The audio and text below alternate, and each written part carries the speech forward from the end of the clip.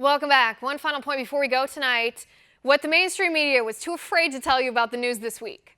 This week, while the mainstream media obsessed with blaming the most pro-Jewish president in modern history for anti-Semitism, here are the things that happened that really matter. The 5 Taliban terrorists that former President Barack Obama freed from Guantanamo Bay in exchange for the deserter Bo Bergdahl, those 5 terrorists rejoined the Taliban in Qatar this week. Color me surprised. Not. But did the mainstream media tell you about this? No, they did not. In fact, the mainstream media continues to praise Obama's foreign policy, even though Obama's naive and dangerous moves literally are putting people's lives in danger.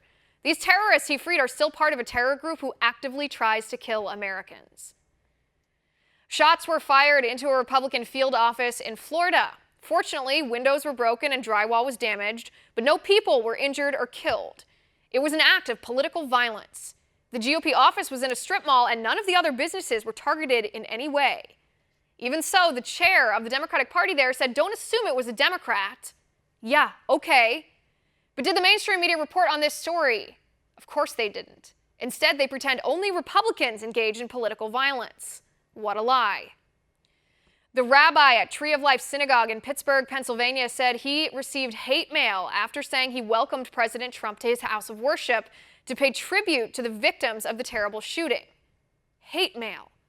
This man watched his congregants get massacred, and then somebody sent him hate mail because he refused to make it political? I think that's called evil. But did you see this story on the mainstream media? Did you see Democrats condemning the hate mail? Oh no, you didn't, because that might destroy the Democrats' narrative that Democrats never do nasty things.